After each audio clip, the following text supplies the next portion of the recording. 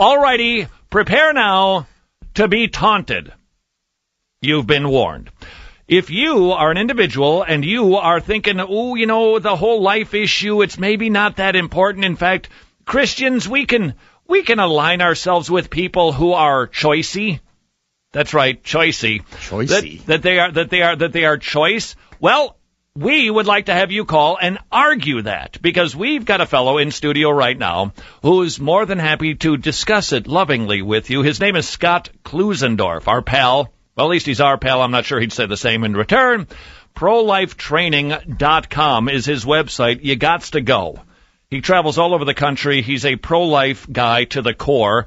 Born again. You're born again, right? Oh, absolutely. Okay, just checking. Okay, so he's born again. He's Mormon. Be quiet. Wrong Jesus. and he's more than happy to slap you upside the head lovingly if you'd like to debate it with him. 1-877-LAW-GRACE, 1-877-LAW-GRACE. That's the number here. If you can convince him that it's okay for a Christian to align himself with the pro-choice people, by all means, he'd love to chat with you. 1-877-LAW-GRACE. Dude, thanks very much for being with us. All right, dude, right now, the pieces on the pro-life floor are being moved around. There's a dance going on right now. And it seems to me that we need to have our basics down, so we want to cover that first, and then we want to get into the territory of, there's new lingo these days in the life issue. Well, it's a religious decision. We want to decrease abortions, but through other social programs. The war, what about the war? What about the distended bellies in Africa? There's other issues, so I want to get to those, but first things first, we got to cover the basics. Mr. Sled, S-L-E-D, what is SLED, and why do we need to remember this little acronym? Well, pro-lifers, Todd, need to know how to defend their views scientifically and philosophically. Scientifically, we point to the empirical facts of embryology, which state that from the earliest stages of development, you, as an embryo, were a distinct, living, and whole human being. You were immature, but you were a whole living member of the human species nonetheless. Those facts are not really in dispute. Scientifically. Now, here's where the action is, though. You mentioned the changing chess pieces.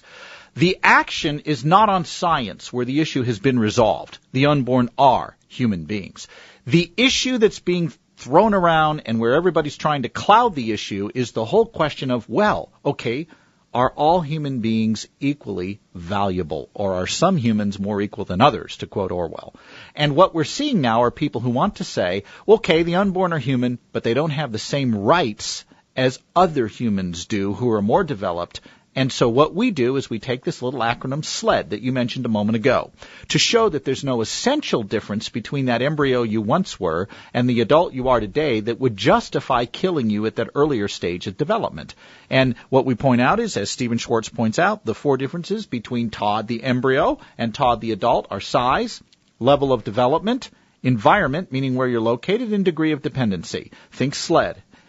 If you look at each of those categories, you'll find that not one of them matters such that they can represent a justification for killing you at that earlier stage. And as you're talking to somebody in a life issue, right? And I've seen you do this so many times, that we need to be listening very carefully so we can almost take their argument, because it's going to come in varying shades, and slot it into the SLED.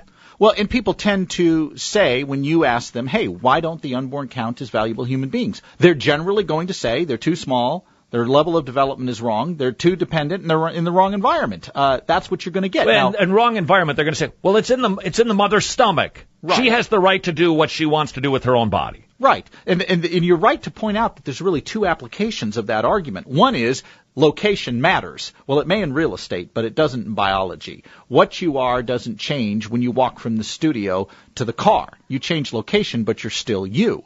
If that's true, a journey of 8 inches down the birth canal isn't going to change the unborn from a non-valuable, non-human entity to a valuable human one. Location alone doesn't change you. In fact, what's going to happen when we can use test tubes to gestate a child from the very beginning until the time it would have been born naturally? Does it follow the child is something different because it was never in a womb and instead was in an incubator, so to speak? So clearly where we are doesn't have any bearing on who we are. So be listening, because it's not, they're not always going to say it's too too small. They're going to say something like, well, it doesn't weigh enough, or it's not fully developed. So just be listening so you can go, what you're saying is SLED. Or they might come along and say, hey, the kid had a mortgage with Fannie Mae, so he no longer counts anymore. I mean, as ridiculous as that sounds, these other things are just as ridiculous. Take size, for example. Look, the embryo is smaller than a newborn, but since when does body size determine the value that we have? You're taller than I am. You're larger than I am. It doesn't follow you have a greater right to life. A 2-year-old is smaller than a 14-year-old, but we don't think the 2-year-old has less value. As a matter of principle, body size isn't going to cut it. All right, well then as long as we're at it, Scott Klusendorf, ProLifeTraining.com. By the way, do you see the phone lines there? Do you see a single person calling in to say, I want to argue with that fellow? It doesn't happen.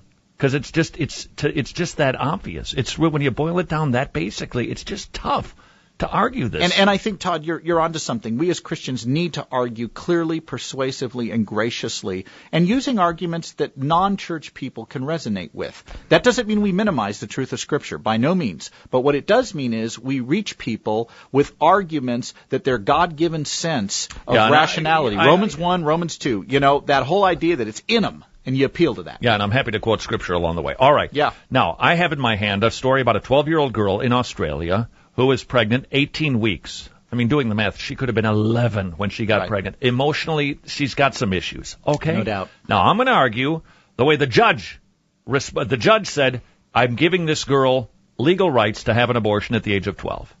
And you, I suspect, Mr. Pro-Life guy, would say, no, it's still a baby. All right? I'm going to argue. You're cold. Have you ever had a 12-year-old girl? Do you know what it's like for a 12? Can you imagine? You know what your wife went through having your son. That's a 12-year-old girl. What's the matter with you? Well, let's make it even worse. Let's say that it's a 12-year-old girl who's been raped by her father, and every time she looks at the child, she's going to remember what she went through, and that child will serve as a constant reminder to her. So let's take what the judge was dealing with and make it even worse.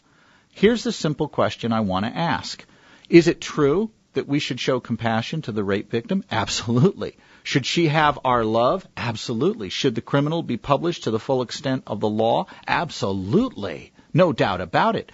Is it true she's going to suffer if she gives birth to this child? You bet. Todd, let's be honest. I think too many pro-lifers try to skirt this issue by saying, we'll get the baby adopted. Yeah, we'll get the baby adopted. She'll be okay. Nonsense. Where are these people? What planet are they coming from? The reality is that girl's going to suffer every bit as much as that judge is saying and as I have contrived the situation to be by making it even worse. Here's the question I want us to think about. How should a civil society treat innocent human beings that remind us of a painful event? Is it okay to kill them so we can feel better? For example, if I have a 2-year-old in front of me and I say his father was a rapist, and every time his mother, who's only 14, looks at him, she's going to remember what happened. Would it be okay to kill the toddler so the mother can feel better? I suspect that any rational person would say, no, you can't do that. And my question would be, well, why not? Well, because he's a human being. If the unborn are human like that toddler, should we kill the unborn so that others can feel better any more than we would a toddler? Oh, but that's different. The unborn aren't human, the toddler is.